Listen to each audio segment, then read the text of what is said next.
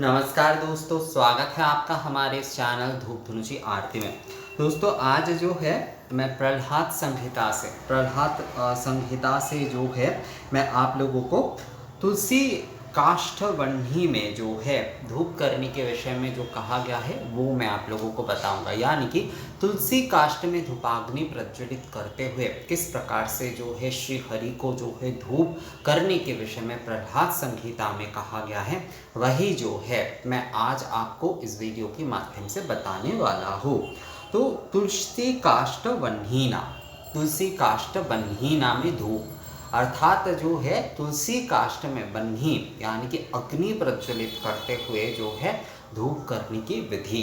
तो ये तुलसी काष्ठ में धूपाग्नि प्रज्वलन करते हुए जो है श्री हरि को धूप करने के विषय में कहा गया है। जो ददाति हरेर धूपम तुलसी काष्ठ वह्निना शतक्रतु समं पुण्यं गोयूतं फल लभते फलम धूपयेच्च तथा सम्मक श्रीमद्भगवदालयं धूपशेषं ततो भक्ता स्वयं सेवित वैष्णव। जो ददाति हरेर धूपं तुलसी काष्ठ वह्निना शतक्रतु समं पुण्यं गोयुतं फलते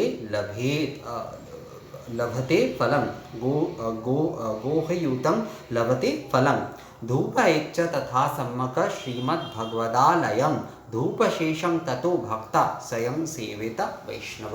फिर से एक बार पढ़ता हूँ मैं, क्योंकि कई समय जो है कई लोग जो है नोट करते हैं तो उनके लिए ज़रूरी होता है ये। जो ददाति हरेर धूपं तुलसी काष्ठ वह्निना शतक्रतु समं पुण्यं गोयुतं लभते फलं धूपयेच्च तथा सम्मक श्रीमद्भगवदालयं धूपशेषं ततो भक्ता स्वयं सेवेत वैष्णव। तो प्रहलाद संहिता में ये कहा गया है कि तुलसी काष्ठाग्नि में जो है तुलसी काष्ठाग्नि से जो है श्री हरि को धूप अर्पण करने से धूप अर्चन करने से जो है उन्हें शतक यज्ञ, ये यज्ञ धूप है। ये जो हम धुनुची में जो धूप प्रज्वलन करते हैं ना, ये यज्ञ धूप है। इसलिए कई जगह पर आपको दिखेगा, ये मिलेगा कि इससे जो है शतक यज्ञ करने का फल मिलता है, अग्निष्टोम यज्ञ करने का फल मिलता है, आपको जो है नित्य अग्निहोत्र करने का फल मिलता है, राजसूय यज्ञ का फल मिलता है। यज्ञ से जो है धूप को बहुत ज़्यादा जो है मतलब धूप के साथ जो है यज्ञ के विषय बहुत आते हैं, क्योंकि ये जो धूप प्रज्वलित किए जाते हैं, ये धुनुची में जो धूप प्रज्वलित किए जाते हैं, ये असल में यज्ञ धूप है। तो कहा गया है तुलसी काष्ठाग्नि में जो है श्री हरि को धूप अर्पण करने से शतक यज्ञ सदृश पुण्य लाभ होती है और साथ में जो है 10,000 गोदान का फल भी प्राप्त होता है। 10,000 गोदान का फल भी जो है प्राप्त होता है। शतक्रतु समं पुण्यं गोहितं लभते फलं, अर्थात जो है शतक यज्ञ करने का फल जो है, शतक यज्ञ करने का फल जो है वो आपको प्राप्त होगा अगर आप जो है तुलसी काष्ठ अग्नि से जो है श्री हरि को आप धूप करते हैं। और इसके साथ कहा गया है धूपयेच्च तथा सम्मक श्रीमद्भगवदालय।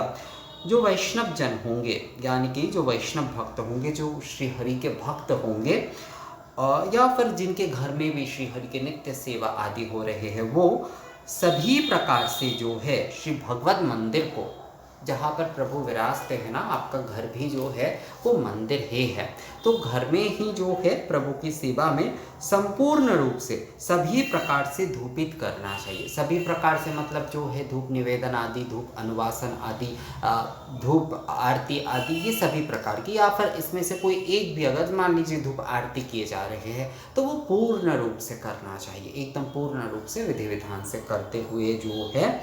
उसके बाद जो है धूप सेवा करते हुए, धूपित करते हुए, सकल प्रकार से धूपित करते हुए भक्ति के साथ जो है स्वयं धूप सेवा करना चाहिए। अर्थात जो है आपने प्रभु के धूप सेवा आदि किए, आपने जो है प्रभु को धूपित किए, तो उस धूम्र को जो है आशीर्वाद रूप में, जैसे हम दीप के ताप लेते हैं ना, बिल्कुल उस धूप के ताप को भी हमें ग्रहण करना चाहिए। और धूप शेष जो धूप के बाद जैसे यज्ञ शेष जो रहता है, मतलब जो हम टीका आदि करते हैं ना उसका, तो उस प्रकार से भी आप जो है उसे ग्रहण कर सकते हैं।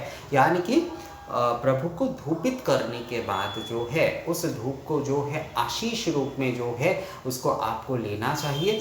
और धूप शेष मतलब वही धूप शेष होता है, जो धूप धूम्र का आशीर्वाद है वही आपको जो है लेना चाहिए। और धूप शेष जो है उसे भी जो है जो भक्त होंगे, जो वैष्णव जन होंगे, उन्हें अवश्य रूप से जो है इसकी सेवा करनी चाहिए। अर्थात जो है देखिए, वैष्णव में जो मत है या फिर वैष्णव ग्रंथों में जो है सेवा शब्द का बहुत उपयोग किया गया है। ये सिर्फ जो है भगवान के लिए ही नहीं, जो है भक्त के लिए भी, क्योंकि वैष्णव शास्त्र में जो है भक्त और भगवान को जो है एक ही कहा गया है। अर्थात जो है भगवान सम, असल में हमारी ये जो देखिए पूजा में भी कोई भी हम पूजा कर रहे हैं तो उसमें ये जो न्यास आदि हम करते हैं या फिर मानस पूजा आदि, ये सभी कुछ जो हम मतलब शुद्धि आदि ये हम करते हैं, इसका अर्थ क्या है? इसका अर्थ होता है अपने आप को जो है उस भगवान की पूजा के लिए जो है उनके योग्य बनाना। तो भक्त वैष्णव शास्त्र में इसलिए भक्त और भगवान में जो है इस प्रकार का, क्योंकि भक्त के हृदय में ही जो है भगवान विराजते हैं, तो भक्त ही जो है भगवान के देवालय है। तो भक्त के हृदय जो है वो भगवान के देवालय है। तो इसलिए कहा गया है कि जो भक्त होंगे वो भी जो है उन्हें भी जो है धूप सेवा मतलब धूप शेष जो है उसके सेवा अवश्य करना चाहिए। प्रभु को धूपित करना चाहिए, पर उसके साथ साथ धूप शेष की सेवा जो है उन्हें भी अवश्य रूप से करना चाहिए। धूप धूम्र के आशीर्वाद स्वरूप से लेते हुए, और उसके जो है आप चंदन की तरह जो है उसका टीका आदि कर सकते हैं।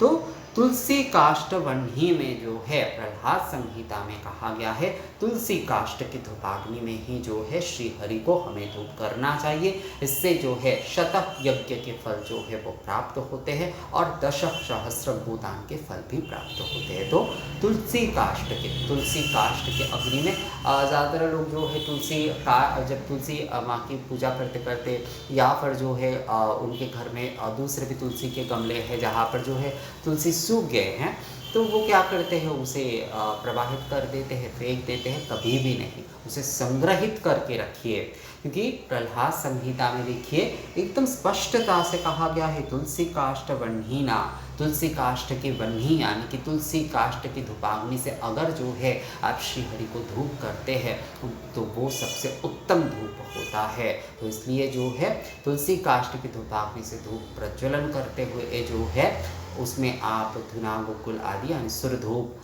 गुग्गुल आदि ये सब कुछ देते हुए जो है श्री हरि के आप सेवा पूजन करिए, धूप आरती करिए, धूप सेवा करिए, धूप नैवेद्यम आप कर सकते हैं इससे, क्योंकि तुलसी काष्ठ जो है धूप नैवेद्यम के लिए बहुत ही उत्तम होता है। साथ में धूप निवेदन करिए। कम से कम आप जो है मैं कहूँगा आप तुलसी काष्ठ की धूपाग्नि प्रज्वलन करते हुए सामग्री आदि देते हुए जो है कम से कम अवश्य रूप से जो है आरती जो है रात्रिक जो है वो आप अवश्य करिए श्री हरि की। इससे ही जो है आप लोगों को प्रभु की कृपा अवश्य प्राप्त होंगे।